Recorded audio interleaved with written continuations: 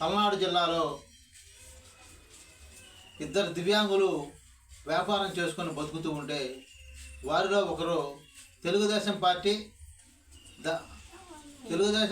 మండల అధ్యక్షుడిగా పనిచేస్తూ ఉంటే ఆ ఒక మండల అధ్యక్షుడు తెలుగుదేశం పార్టీలో పనిచేస్తున్నాడని వారి యొక్క జీవనమైన సైకిల్ షాపును తగలబెట్టి వేశారు వైసీపీ నాయకులకి మరి దివ్యాంగుల్ని వారు ఒకరి మీద ఆధారపడకుండా వారి కింద దోకాడేవాళ్ళైనా వారి జీవనాన్ని వారు గడుపుకుంటున్నారని సంతోషపడాల్సింది పోయి దివ్యాంగులు ఒక ఉపాధిని కూడా వారు తగలబెట్టేసినారు.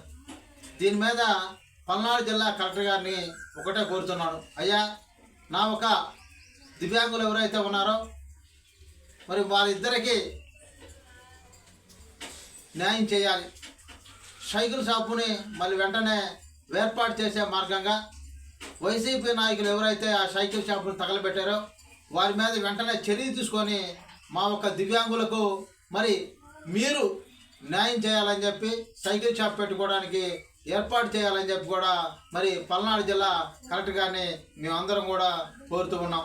ఎందుకంటే మా ఒక దివ్యాంగులు ఒకరి మీద ఆధారపడరు, మా శాయశక్తులు మేము పని చేసుకుంటాం, మేమే ఒకరికి సహాయపడతాం. కానీ అలాంటిది మా ఒక దివ్యాంగులు పొట్టగొట్టారు కాబట్టి జిల్లా కలెక్టర్ గారు వెంటనే ఆ వారి వైసీపీ వారి మీద చర్య తీసుకొని మా ఒక దివ్యాంగులకు న్యాయం చేయాలని చెప్పి తెలియజేస్తూ, అదేవిధంగా వచ్చే నెల 4వ తారీఖు తర్వాత ఎన్డీఏ కూటమి ప్రభుత్వం అధికారంలోకి వస్తుంది.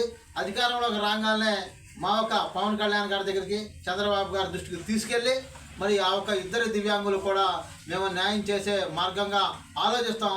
మాజీ వికలాంగుల కార్పొరేషన్ చైర్మన్ గోనగుంట్ల కోటేశ్వరరావు అన్నగారి ఆధ్వర్యంలో మేమందరం కూడా వారిద్దరికి కూడా న్యాయం చేసే మార్గంగా ఆలోచిస్తామని చెప్పి మరి తెలియజేస్తూ జై జనసేన, జై జనసేన, దివ్యాంగుల ఐక్యత, దివ్యాంగుల ఐక్యత, దివ్యాంగుల ఐక్యత, జై టీడీపీ, జై టీడీపీ, జై బీజేపీ, జై బీజేపీ, జై జనసేన, జై జనసేన.